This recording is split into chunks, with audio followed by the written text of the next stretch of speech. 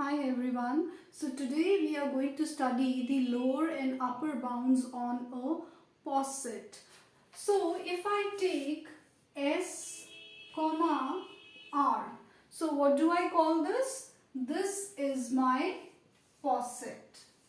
Now here S is some arbitrary set and R is my partially ordered relation on this set S, and S comma R together are known as the poset. Okay, so when I want to find out the lower and upper bound on a poset, how do I find it? Again, we will see how we can find out the lower and upper bounds on a poset using a has diagram.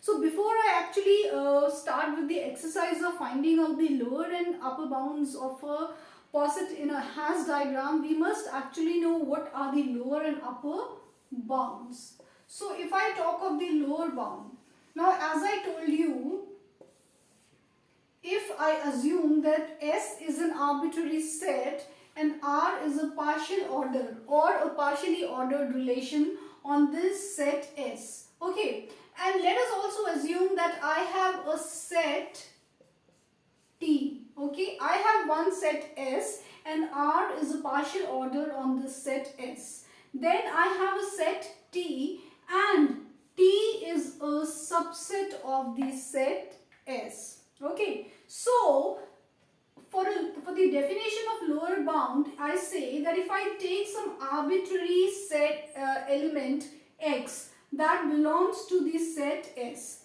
that is for some arbitrary X that belongs to the set S and for a set T. Now, if for all Y that belongs to set T, if ordered pair X comma Y exists in the relation, then I say that X is a lower bound. That means precisely what am I saying?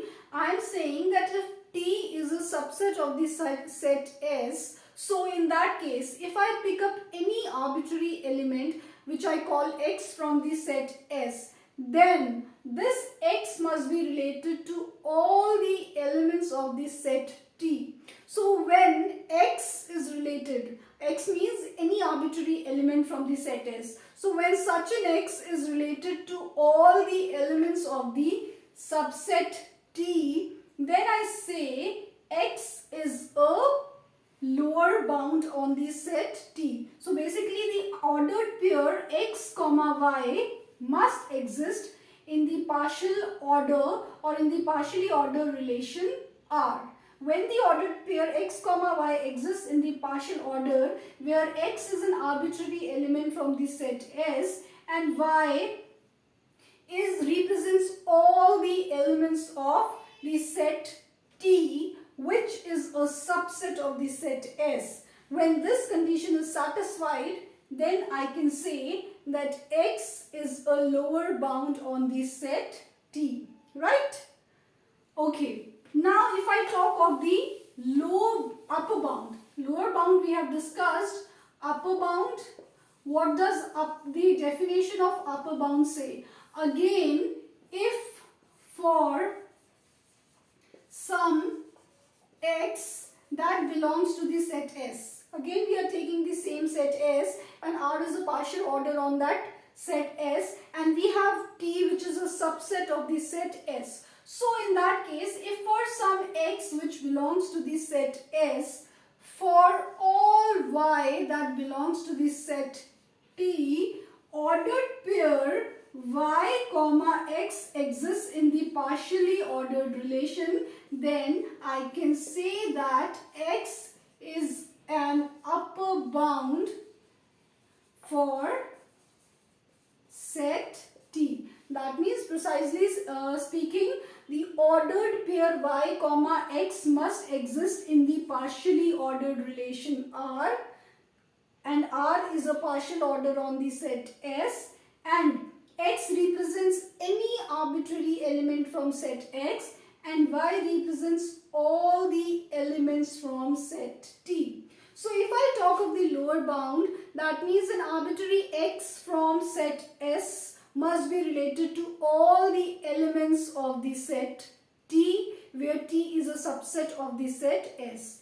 And if I talk of the upper bound, any arbitrary X from set S, if I take any arbitrary X from set S, then all the elements of set T, which is a subset of the set S, must be related to that arbitrary element X from set S. Or in other words, in a gist, lower bound means lower and upper bound. If I differentiate it like this, so in case of lower bound, the ordered pair x comma y must exist in the partial order R, and in upper bound, the ordered pair y comma x must exist in the partial order R. And here I know x is an arbitrary element from set S, and y represents all elements from set T. Similarly, here also y represents all elements from set T, and x represents an arbitrary element from set S. So this is the summary of what an upper bound and a lower bound is. Now I hope you all must be clear with the concept of lower bounds and upper bounds. Now let us look at an exercise that how with the help of a hash diagram we can find the lower and upper bounds. Okay, so this is a hash diagram which has been given, which has already been given, and from this hash diagram I have to find out the lower and upper bounds on these three subsets, right? So the subset which I was representing by T, these are those three T's. The first subset is A, B, C, the second subset is J, H, and the third subset is A, C, D, F. So if I say that my first subset is T equals to, or my is equals to A, B, C, then I have to find the lower and upper bound for this subset A, B, C. So I will start with this one. Okay, now this is my subset for which I am supposed to find my lower and upper bounds. A, B, C is my subset. So how will I find the lower bound and the upper bound? So here the lower bound is clearly A, and the upper bound is H, F, J and E. Now you will ask how. See, as per the definition, A is the lower bound. That means A must be related to all the elements of the subset, or in other words, A must be related to A, B and C. Now let us see. Of course, the hash diagram being built on a poset, it is reflexive. So that means A is related to itself, that's for sure. Then I can clearly see that A here is related to B. Okay, A here is related to C. And this is my subset for which I have to find the lower bound. So I can clearly see that my lower bound is here. A, since A is related to itself, A is related to B and A is related to C. Okay, now let us look at the upper bound. For the upper bound, upper bound means that specific element or those elements to which all the elements of this subset are related. Now here my subset is ABC. That means ABC must be related to such an element or a collection of such elements. So if I take H, F, J and E, I can clearly see. First of all, let's look at H. A is connected to H through C, E, F and H. I know A is connected to C. C is connected to E is connected to F, and F is connected to H. Therefore, it's quite obvious that A is connected to H through transitivity. Alright, now let us look at F again. Again, the same case, A is related to C, C is related to E, E is related to F. So it's quite obvious that A is related to F through transitivity. Then if I take J, again the same thing, that I know A is related to C, C is related to E, E is related to F, and F is related to J. So it's quite obvious that A is also related to J through transitivity. If I take E here, okay, again A is related to C and C is related to E. So that means it's quite obvious that A must also be related to E through transitivity. So therefore I can say that my upper bound consists of elements H, F, J, E, and my lower bound consists of the element A. Okay. Now you will say that for the subset I am considering only element A. Again, if I take element C, C is also connected to H, F, J, E. You can see H, F, J and E. Through E, C is connected to F, F is connected to H and J. So that's quite obvious that through transitivity, because of transitivity, C is also connected to H, F, J, and it is directly connected to E. If I take the element B, again for B also, B is quite clearly connected to E directly here. Then B is connected to F through E, and then B is connected to J through F, and B is connected to H through F because of transitivity. So that means all these three elements are connected to these elements H, A, H, F, J, E. So therefore I can say that these four elements form the upper bound for the subset T, because all the elements of the subset are connected to these three elements, and similarly this element A forms the lower bound of the subset T, because this element A is connected to all the elements of the subset T, right? Now let us look at one more example. Okay, the second example, my subset or T is J and H. So I have to find out the lower and upper bounds here. Quite clearly my lower bound is A, D, E, B, C and F. And if I look at the upper bound, there is no upper bound here. Now let us see how A, D, E, B, C and F are the lower bounds here. Okay, my subset is J, H. So now I have to concentrate only on this particular subset. I'll forget about A, B and C. Okay, so now what is my subset in this second example? J and H. So what am I talking about? This particular subset. Alright, J and H. Now we will focus on J and H. Now let us see which are all, this J and H is related to which all elements. So, okay, as per lower bound, I have to find those elements which are related to H and G. What does the definition of lower bound say? That an element X from the set S must be related to all the elements from the set T. So what are the total elements, or all the elements of set T? H and J are the elements of set T. So that means any that arbitrary X must be related to both H and G. So again lower bound can be more than one. If I see A, through transitivity A is related to H and J. Okay.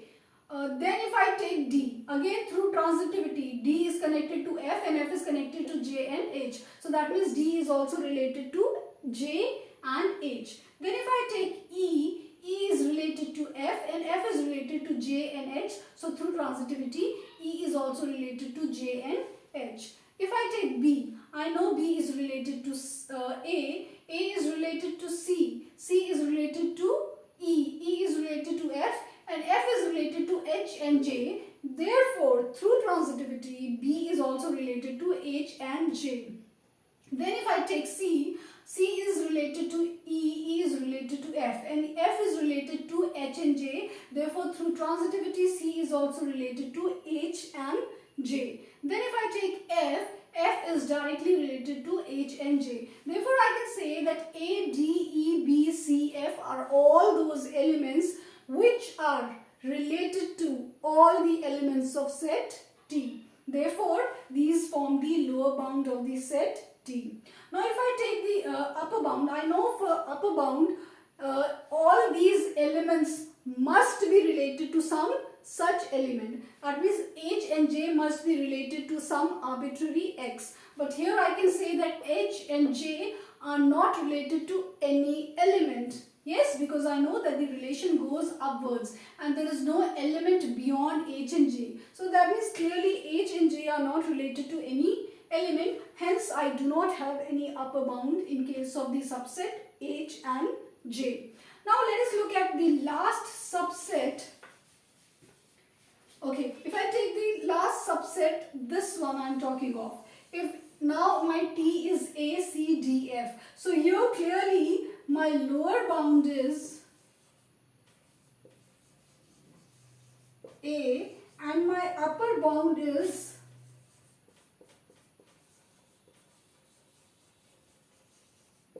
J, F and H. Okay, now let us again see how the lower bound is A and upper bound is G, F, H.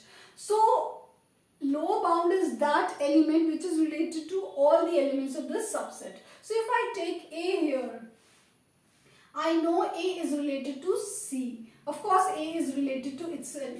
Then A is also related to D through B. Since A is related to B and B is related to D, so that means through transitivity A is also related to D. Okay, then if I take F, I know A is related to C, C is related to E and E is related to F. That means quite clearly A is also related to F through transitivity. So A is one such element which is related to all the elements of this subset T. B is not related to all the elements of the subset. I can clearly see that C is not related to all the elements of the subset, D is not. So I have clearly found one such element of mine which can be called as the lower bound of the subset T. Then let's look at the upper bound. Now I know as per the definition, upper bound would consist of that particular element or group of those elements to which all the elements of this set are related. Now let us see how J forms the upper bound. I know J is here. That means A must be related to J. I know A is related to J through transitivity. C must be related to J. I know C is related to J through transitivity. I also know that D is related to J through transitivity because I can see here that J is related to F and F is related to J. Then of course, F is directly related to J. So that means A, C, D, F, all of them are related to J. Now let us look at F. F, if I see F, then I can clearly see, first of all, it is of course related to itself. Alright, then if I take A is related to F through transitivity, C is related to F through transitivity and D is directly related to F. Hence I can say that F also forms the upper bound of this particular subset. Now let us look at the third or the last element H. How does it form the upper bound of set T? H is placed over here. I know clearly A is related to H through transitivity. Then I know C is related to H through transitivity. D is also related to H through transitivity because D is related to F and F is related to H. So that means D is also related to H. Okay, if I take F, F is directly related to H. So that means F is also related to H. So that means these are the three elements which form the upper bound of the posets. So this is how you can find out the lower and upper bounds of a poset.